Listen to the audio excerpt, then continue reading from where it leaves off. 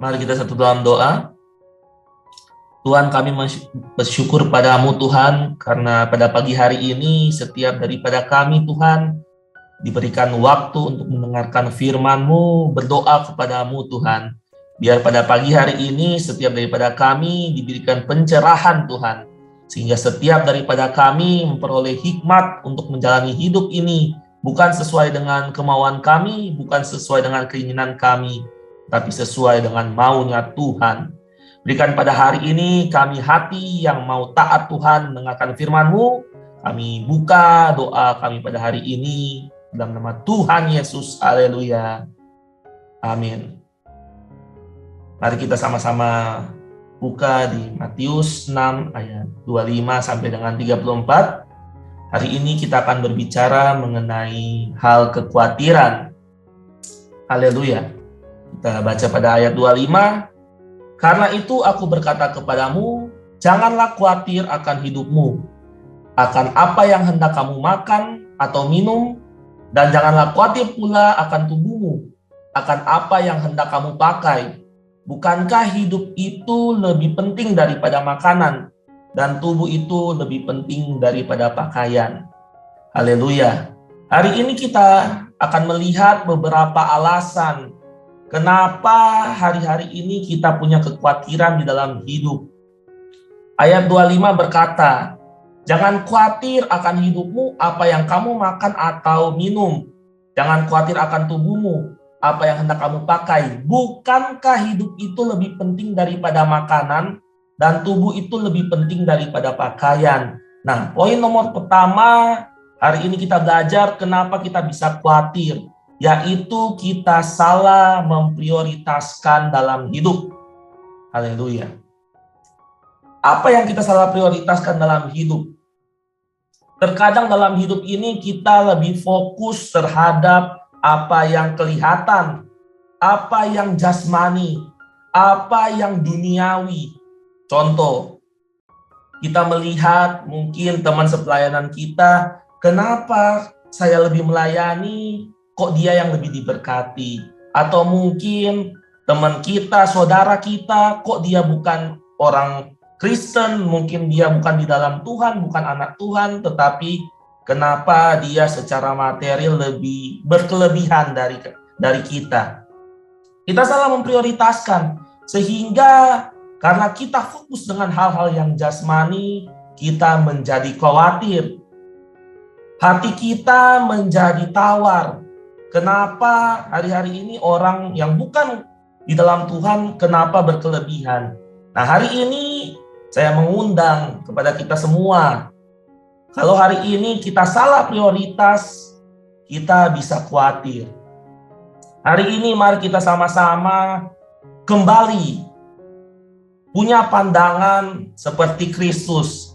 Hari ini kita jangan lagi fokus terhadap apa yang kelihatan saja, apa yang jasmani saja, tetapi mari hari ini kita punya fokus kepada hal-hal yang rohani, hal-hal yang bersifat kekal, hal-hal tentang kerajaan sorga. Sehingga waktu prioritas kita benar, prioritas kita tertuju kepada Tuhan, hal-hal yang rohani, saya percaya hati kita tidak akan punya kekhawatiran, tetapi hari ini kita akan bergantung sepenuhnya kepada Tuhan. Haleluya. Kita lanjut ke ayat yang ke-26. Saya bacakan. Pandanglah burung-burung di langit yang tidak menabur, tidak menuai, dan tidak mengumpulkan bekal dalam lumbung, namun diberi makan oleh Bapamu yang di surga. Bukankah kamu jauh melebihi burung-burung itu? Dan pada ayat 28 dikatakan, dan mengapa kamu khawatir akan pakaian? Perhatikanlah bunga bakung di ladang yang tumbuh tanpa bekerja dan tanpa memintal. Haleluya. Nah, kalau kita lihat pada ayat 26 dan 28 dikatakan burung-burung di udara, bunga-bunga bakung di padang, semuanya dipelihara Tuhan. Nah, hari ini terkadang kita sebagai orang Kristen itu berpikir, oh kalau gitu burung-burung di udara, bunga bakung di padang itu tidak bekerja, kalau gitu dipelihara Tuhan. Oh, jangan salah Bapak Ibu. Dikatakan burung-burung di udara, artinya burung di udara itu dia sedang bekerja, Bapak Ibu. Bukan lagi di sarang, bukan di sangkarnya, bukan di dahan, Bapak Ibu. Dia bekerja di udara. Dan bunga bakung di padang, dia itu sebenarnya sedang berakar, bekerja mencari sari-sari makanan. Nah, di sini artinya apa?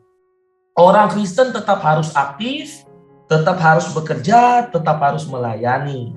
Tetapi jangan lupa bahwa kontrol atas hidup kita serahkan sepenuhnya kepada Tuhan. Nah, kenapa hari-hari ini kita itu menjadi orang-orang yang khawatir? Hari-hari ini kita menjadi orang-orang yang ragu akan penyertaan Tuhan.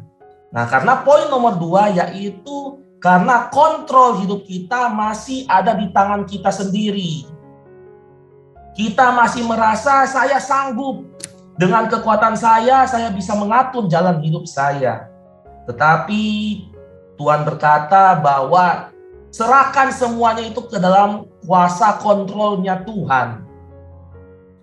Nah, jadi hari ini poin nomor 2 tentang kekhawatiran yaitu supaya kita nggak khawatir, yaitu menyerahkan kontrol sepenuhnya ke dalam Tuhan. Kita memang bisa berusaha, kita bisa bekerja semaksimal mungkin, tetapi ada bagian atau ada porsinya Tuhan. Nah, saya mau kesaksian sedikit.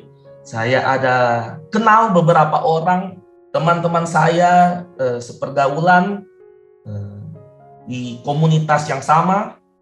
Lalu saya juga ada sepupu kemarin datang ke rumah saya. Mereka cerita bahwa hari-hari ini ternyata mental health atau ya kita bisa bilang penyakit mental ya seperti itu ya. Itu real, itu nyata. Kalau mungkin Bapak Ibu yang ya mungkin sudah senior mungkin bilang, kamu ini mungkin kurang doa, kamu kurang baca Alkitab. Nah, tetapi hari-hari ini anak-anak muda itu banyak sekali yang terserang mental health atau penyakit mental, Bapak Ibu. Sampai kalau sepupu saya itu dia sempat minum obat penenang seperti itu, konsultasi ke psikiater, itu bolak-balik 6 bulan. Karena dia 2 minggu full itu dia nggak bisa tidur, dia itu jantung berdebar dan sampai keringat dingin, Bapak Ibu. Nah, kenapa? Saya tanya kemarin berjam-jam itu saya ngomong dengan dia. Dia katanya, memang ini penyakit ada dan dia itu banyak pikiran, terlalu overthinking akhirnya. Nah, karena kenapa? Kalau saya lihat, karena dia merasa kendali atau kontrol hidupnya itu ada di tangan dia. Dia merasa segala sesuatu itu harus terjadi sesuai maunya dia. Nah, tetapi hari ini saya katakan Bapak Ibu, kontrol hidup kita harus kita kembalikan kepada Tuhan. Sehingga apapun yang terjadi dalam hidup kita bisa bersyukur, kita tidak akan khawatir karena kita tahu bahwa Tuhan yang sanggup mengatur hidup kita dan seperti kata Yusuf, Tuhan sudah mereka-rekakan apa yang baik di dalam hidup orang percaya. Amin. Kita lanjut Bapak Ibu di ayat 31 sampai dengan 32. Sebab itu janganlah kamu khawatir dan berkata, apakah yang akan kami makan? Apakah yang akan kami minum? Apakah yang akan kami pakai? Semua itu dicari bangsa-bangsa yang tidak mengenal Allah, akan tetapi Bapamu yang di surga tahu bahwa kamu memerlukan semuanya itu. Haleluya. Poin yang ketiga yaitu kenapa kita bisa khawatir? Karena kita tidak benar-benar mengenal Allah kita. Orang khawatir karena dia tidak mengenal Bapa dia di surga. Bapa kita di surga adalah Bapa yang baik.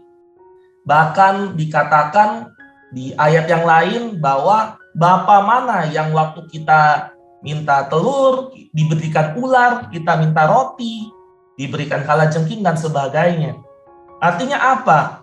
Jika Bapa di dunia tahu memberikan apa yang baik, Bapa kita di surga yang adalah Bapa yang terbaik bisa memberikan apa yang lebih baik. Tetapi bukan sesuai dengan maunya kita, permintaan kita, doa kita, tapi sesuai dengan keinginan dan kehendaknya Dia. Nah, artinya hari ini kenapa kita bisa khawatir? Karena kita salah mengenal Bapa kita. Hari ini mari kita kembali mengenal dengan cara yang benar. Hari ini mari kita mengenal dengan cara yang sesuai firman Tuhan katakan. Yaitu Bapa kita adalah Bapa yang terbaik, Bapa yang memelihara, bahkan di Mazmur dikatakan, orang benar, anak cucunya itu tidak akan meminta-minta. Nah, artinya kembali lagi ke poin 1, fokus kita apa? Apakah kita fokusnya ke berkat atau kita fokusnya menjadi orang yang benar? Nah, jadi ada 3 poin hari ini kita belajar Bapak Ibu, bahwa kalau kita sebagai orang Kristen itu janganlah khawatir. Kalau muncul kekhawatiran itu biasanya karena 3 hal. Yaitu yang pertama, kita salah memprioritaskan dalam hidup, fokus kita kepada hal-hal yang materi, bukan kepada hal-hal yang rohani. Lalu poin yang kedua juga kita berbicara, kita ini sudah aktif, kita sudah bekerja, tapi jangan lupa serahkan kontrol hidup kita ke tangan Tuhan. Lalu marilah kita juga mengenal Allah yang benar, karena orang khawatir itu orang yang tidak benar-benar mengenal siapa Allah yang memelihara hidupnya. Nah, dan ayat yang terakhir saya bacakan di 33 sampai dengan 34. Ayat penutupan kita pada hari ini. Tetapi carilah dahulu kerajaan Allah dan kebenarannya, maka semuanya itu akan ditambahkan kepada kita semua. Sebab itu jangan khawatir akan hari esok, karena hari besok mempunyai kesusahannya sendiri. Kesusahan sehari cukuplah untuk sehari. Amin. Puji Tuhan. Mari semua kita satu dalam doa. Kita tundukkan kepala, kita berdoa. Bapa kami dalam surga, yang kami kenal dalam Tuhan Yesus. Kami berdoa agar setiap kami mempunyai hati yang taat kepada firman Tuhan, firman-Mu, yaitu firman yang untuk kebaikan setiap daripada kami. Karena firman-Mu mengandung janji. Walau terkadang kami tidak mengerti, tapi pimpinlah kami untuk tetap mampu melakukannya. Mari dekapkan kedua tangan kita di dada. Jika saudara punya pergumulan, persoalan, tantangan dalam karir, studi keuangan, masalah keluarga, kesehatan, dan apapun juga, termasuk perjodohan, biarlah berkat Tuhan turun ke atasmu, dan kekuatan kasih Tuhan turun ke atasmu. Percayalah bahwa Tuhan akan membukakan pintu-pintu berkat, serta damai sejahtera Allah menaungi kita semua. Saudara terkasih, jika masih ada yang sakit, mari tumpangkan tanganmu di bagian yang sakit, supaya menjadi sembuh dalam nama Tuhan Yesus Kristus. Haleluya. Amin. Jika saudara masih membutuhkan pelayanan doa dan konseling, silakan menghubungi nomor di bawah ini. Tuhan Yesus memberkati.